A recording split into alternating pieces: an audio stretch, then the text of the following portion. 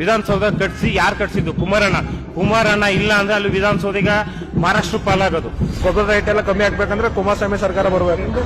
Heart attack ಆದವರಿಗೆ open surgery ಮಾಡಿಸಿದ್ದಾರೆ. 20 ತಿಂಗಳ ಆಡಳಿತದ ನನಗೆ 59 ವರ್ಷ ಇತಿಹಾಸದಲ್ಲಿ ನೋಡಿಲ್ಲ ನಾನು ಕುಮಾರಣ್ಣನ ಮುಖ್ಯಮಂತ್ರಿ ರಾಜಕೀಯನ. ಇವತ್ತು ಮೋದಿ ಸರ್ಕಾರ ಬಂದು ಅವ್ರೆಲ್ಲರೂ ಅಭಿವೃದ್ಧಿ ನೋಡ್ತಾರೆ. ರೈತರ ಅಭಿವೃದ್ಧಿ ಆಗೋದು ಎಲ್ಲಿ? 3 ವರ್ಷದಿಂದ ಓಟ್ ಹಾಕ್ಸ್ಕೊಂತಾರೆ ಹೊರತು ನೀರ್ ಕೊಡ್ತೀವಿ ಅಂತ 3 ವರ್ಷದಿಂದ ಓಟ್ ಹಾಕ್ತವ್ರೆ. ಅದು ಯಾರು ಓಟ್ ಹಾಕ್ಸ್ಕೊಂಡ್ರೆ ಯಾರು ನೀರ್ ಹಾಕ್ಸಿಲ್ಲ. ರೈತರ ಪರ ಇರೋದು ಅಂದ್ರೆ ನಮ್ ಕುಮಾರಣ್ಣ ಇವ್ರನ್ನ ಬಿಟ್ರೆ ನಮ್ಗೆ ಯಾರು ಇಲ್ಲ.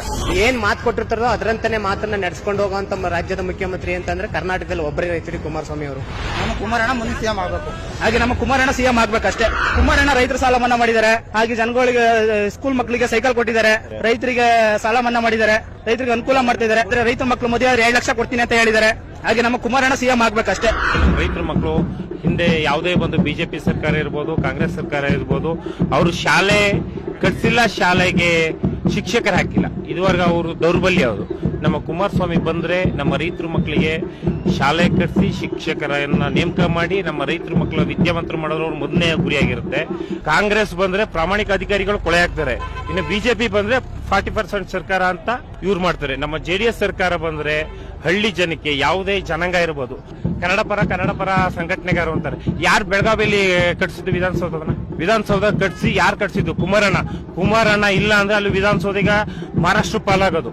ಆ ರೀತಿ ನಮ್ಮ ಕುಮಾರಸ್ವಾಮಿನ ಯಾವುದೇ ಒಂದು ಕೆಲಸಕ್ಕೆ ನಮ್ಮ ಎಲ್ಲಾ ಜನಾಂಗನೂ ಕೂಡ ಒಂದಾಗೋಣ, ಒಂದೇ ಜಾತಿ, ನಮ್ಮ ಕುಮಾರಸ್ವಾಮಿನ ಗೆಲ್ಸಿ ಮುಖ್ಯಮಂತ್ರಿ ಮಾಡೇ ಮಾಡ್ತೀವಿ. ಬಿಜೆಪಿ ಅವರು ಸರ್ ಏನು ಮಾಡಿಲ್ಲ, ಎಲ್ಲಾ ರೇಟ್ ಜಾಸ್ತಿ ಮಾಡಿದ್ದಾರೆ. 18% ಟ್ಯಾಕ್ಸ್ ಕೊಡ್ತೀವಿ ಸರ್. ನಾವು ಏನೇ ಮೆಡಿಸಿನ್ ಟ್ರೈನ್ ಮಾಡಿದ್ರು 18% ಟ್ಯಾಕ್ಸ್ ಕೊಡ್ಬೇಕು. ರೇಟ್ ಎಲ್ಲ ಜಾಸ್ತಿ ಮಾಡಾರೆ, ಗ್ಯಾಸ್ ರೇಟ್ ಜಾಸ್ತಿ ಮಾಡಾರೆ. ಪ್ರಧಾನ ಮಂತ್ರಿ ಯೋಜನೆ ಅಂತ ಮಾಡಿ ಗೊಬ್ಬರ ಚೀಲದಲ್ಲಿ ಬಿಜೆಪಿ ಅಂತ ಹೆಸರು ಮಾಡಿದ್ದಾರೆ. ಬಿಜೆಪಿ ಅಂತ ಐತೆ ಗೊಬ್ಬರ ಚೀಲದಲ್ಲಿ, ಅದನ್ನ ಮಾಡಂಗಿಲ್ಲ ಇವರು. ಈಗ ಮುಂಚೆ ಎಲ್ಲ ಮಂಗಳ ಅಂತ ಬರ್ತಿತ್ತು, ಮಂಗಳ ಕಂಪ್ನಿ ಹೆಸರು ಬರ್ತಿತ್ತು, ಕಂಪ್ನಿ ಹೆಸರು ಬರಲ್ಲ, ಭಾರತೀಯ ಜನತಾ ಪಾರ್ಟಿ ಅಂತ ಬರ್ತಿ ಕೆಳಗಡೆ ಕಂಪ್ನಿ ಹೆಸರು ಬರುತ್ತೆ. ಕುಮಾರಸ್ವಾಮಿ ಸರ್ಕಾರ ಬಂದ್ರೆ ರೈತರಿಗೆ ಎಲ್ಲಾ ಗೊಬ್ಬರ ರೇಟ್ ಕಮ್ಮಿ ಮಾಡ್ಬೇಕು. ಈಗಾಗಲೇ SOP ಎಲ್ಲ 5,000 6,000 ಕೊಡ್ತಗೊಂಡವ್ರೆ. ಹೋದ ವರ್ಷ 5,000 6,000 ರೇಟ್ ಜಾಸ್ತಿ ಮಾಡವ್ರೆ. DAP ಎಲ್ಲಾ ಗೊಬ್ಬರ ರೇಟ್ ಜಾಸ್ತಿ ಮಾಡಿದ್ದಾರೆ. ಆಮೇಲೆ ಕಳೆನಾಶಕನೂ ಅಷ್ಟೇ 100 200 ರೂಪಾಯಿ 300 ರೂಪಾಯಿ ಜಾಸ್ತಿ ಮಾಡಿದ್ದಾರೆ ಒಂದೊಂದು ಲೀಟರ್ಗೆ. ಆಮೇಲೆ DAPನೂ ಅಷ್ಟೇ 500,000 ಜಾಸ್ತಿ ಮಾಡಿದ್ದಾರೆ. ಗೊಬ್ಬರ ರೇಟ್ ಎಲ್ಲ ಕಮ್ಮಿ ಆಗ್ಬೇಕಂದ್ರೆ ಕುಮಾರಸ್ವಾಮಿ ಸರ್ಕಾರ ಬರಬೇಕು. ನಮ್ಮ ಕುಮಾರಸ್ವಾಮಿ ಅವರು 20 ತಿಂಗಳು ಸಿಎಂ ಆಗಿದ್ರು.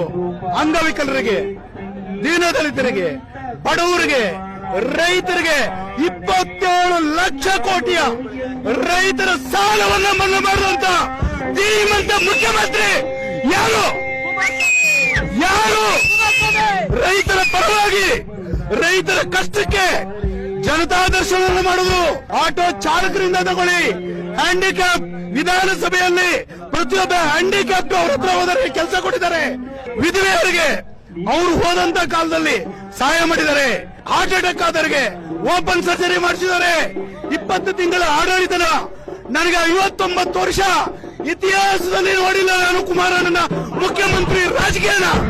ಈ ರಾಜ್ಯದ ರೈತರ ನೆರೆಯಾಗಿರ್ತಕ್ಕಂಥ HD ಕುಮಾರಸ್ವಾಮಿ ಅವರೇ ರಾಜ್ಯದ ಮುಖ್ಯಮಂತ್ರಿ ಆಗಿರೋ ಅವರೊಬ್ಬರೇ ಹೊರತು ಸಂಬಂಧಪಟ್ಟಂತ ರೈತರು ಬೆಳೆಯುವಂತ ಬೆಳೆಗಳಿಗೆ ಆಗ್ಲಿ, ಮತ್ತೊಂದಕ್ಕೆ ಆಗ್ಲಿ, ಏನೇನಕ್ಕೆ ಆಗ್ಲಿ, ಬಡವರು ಬೊಗರು ಎಲ್ಲಾ ಸಮಾಜದವರಿಗೂ ಕೂಡ ಒಂದೇ ರೀತಿಯಾದ ಏನ್ ಮಾತು ಕೊಟ್ಟಿರ್ತಾರೋ ಅದರಂತಾನೆ ಮಾತನ್ನ ನಡೆಸ್ಕೊಂಡು ಹೋಗುವಂತ ರಾಜ್ಯದ ಮುಖ್ಯಮಂತ್ರಿ ಅಂತಂದ್ರೆ ಕರ್ನಾಟಕದಲ್ಲಿ ಒಬ್ಬರೇ HD ಕುಮಾರಸ್ವಾಮಿ ಅವರು.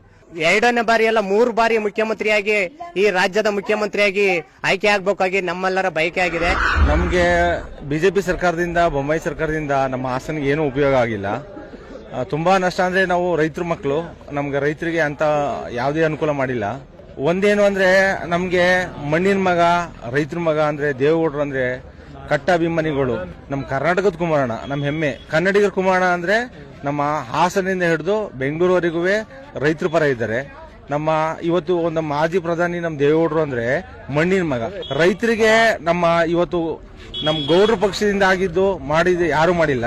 ಇವತ್ತು ಮೋದಿ ಸರ್ಕಾರ ಬಂದು ಎಲ್ರೂ ಏನ್ ಮಾಡ್ತಿದ್ದಾರೆ ಅಂದ್ರೆ ಯಾವುದೇ ಒಂದು ಪಕ್ಷಕ್ಕೆ ಎಲ್ಲೇ ಹೋದ್ರು ಸರ್ಕಾರ ಏನಿದೆ ಅಂದ್ರೆ ಅವ್ರೆಲ್ಲರೂ ಅಭಿವೃದ್ಧಿ ನೋಡ್ತಾರೆ.